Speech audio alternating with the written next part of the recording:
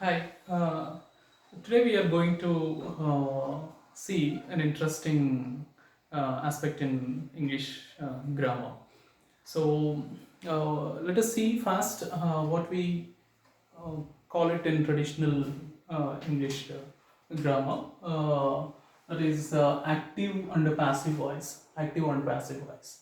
Later, we'll also see how we can answer, how we try to account for the grammaticality or the reasons behind the derivation of a sentence in passive voice. Okay, for example, traditionally we if you observe these two sentences, okay, Kattappa killed Bahubali and Bahubali was killed by Kattappa. Okay, generally, for example, we can say that this first sentence is in active voice and the second sentence is in passive voice. Okay, simply we can say that because the subject here is active because it's performing some action of killing. He is doing the action of killing. So the subject is active. If the subject is active, it means if the subject is the doer of the action, okay, if the subject is the performer of the action, we can say that the sentence is in active voice. And here, if you observe that Bahubali, he is not performing any action, he is just receiving the action of killing. Okay, he is just receiving the action. So we can say that the subject is passive. The subject is passive, is not, since he is not doing anything. So this sentence can be said to be in passive voice and this is in active voice. And we can also observe that this killed, the verb is active, and was killed, it is passive. And traditionally, in traditional classroom setting, we teach the students how to derive a sentence in passive voice from active voice. And at the same time, we can prescribe some rules for that. They are, for example, object becomes the subject. Object in the active voice, it becomes the subject in passive voice, and the be form is used. Okay, that is was according to the number and tense of the sentence. Okay, we use this be form, and past participle killed. At the same time, preposition is used by, and the subject becomes the object. Subject in the active, it becomes object in passive. This is how we help our students to derive a sentence in passive. Okay. But generally in a traditional classroom setting, okay, we don't try to answer why Bahubali from here it moves to the subject position of a sentence in passive. Okay, these both are subjects only. Here, for example, Kattappa is subject in active and Bahubali is also a subject. Okay, but generally we don't linguistics actually linguistics try to answer the reasons behind this movement, which is called NP movement.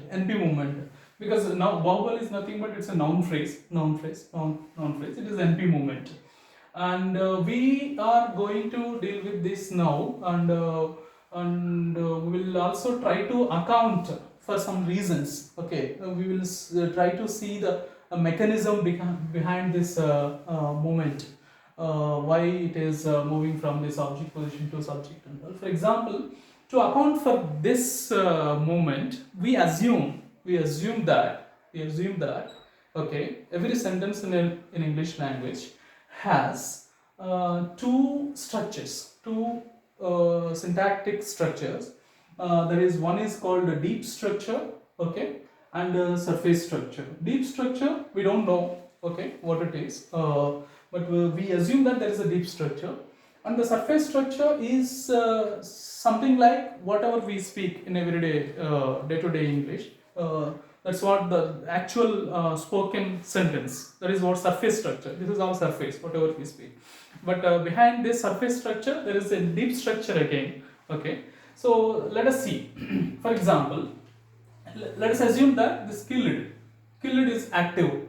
The killed is active, and when it becomes passive, it means was killed. When it becomes passive, okay, what happens? When it becomes passive here, okay, in the deep structure, it becomes passive. When it is passive, it cannot have a subject. This is E. This is E stands for empty. This is empty position.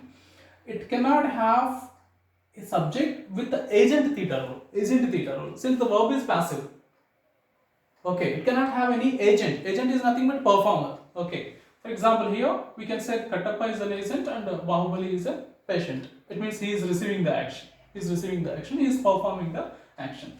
So at the same time, now when it is passivized, when the verb is passivized, as I have said just now, it cannot have any agent, any subject with an agent theta role. So it becomes empty. It becomes empty. It's empty position now in the deep structure. Okay, we are assuming that to account for this transformation, we are assuming that there are two types of syntactic patterns.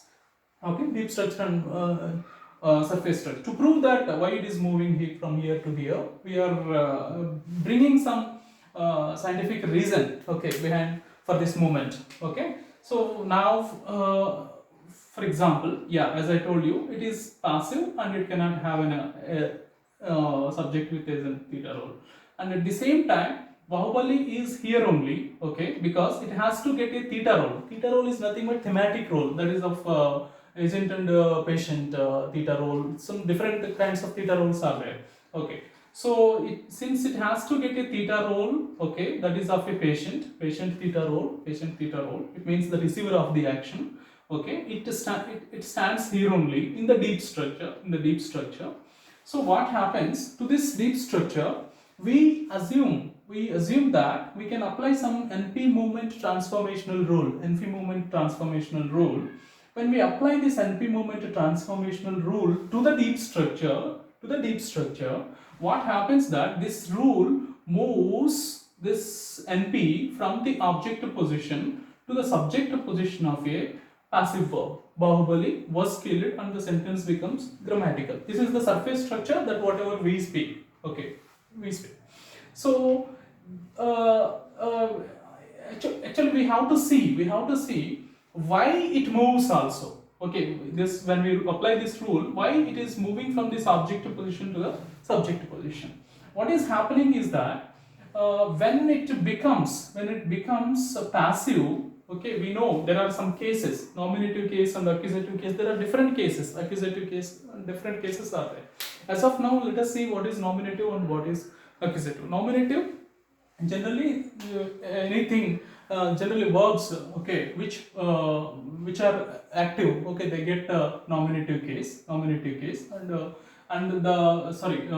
noun phrases. And when the some noun phrase, okay, when the noun phrase is in the object place, generally it is it gets accusative case, and it gets accusative case in the sense who is assigning the case to the noun phrases. Let us see. For example, if the verb is active, it assigns accusative case. It assigns accusative case to the noun phrases in the object position.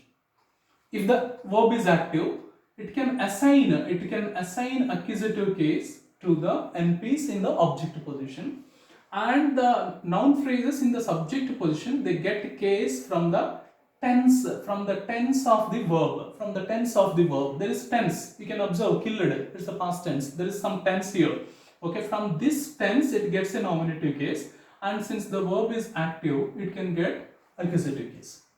Okay, but here in this case, what is happening here?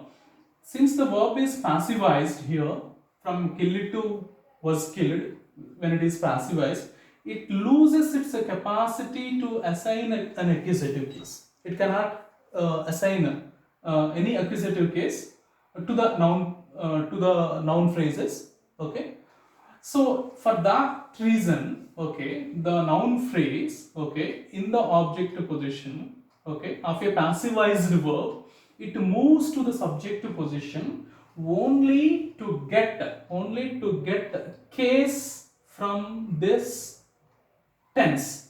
Though it is passivized, still there is tense here, was killed. Again, it belongs to past tense. There is tense is existing here. So since there is tense can assign nominative case to this NP. So that is the reason, okay, behind this actually syntactic operation which moves an NP from the object position to the subjective position. You can also see the two basic rules. A passive verb cannot have a subject with agent theta role. It cannot have. For example, similarly again Kattappa, we can't have it. We can't have it here.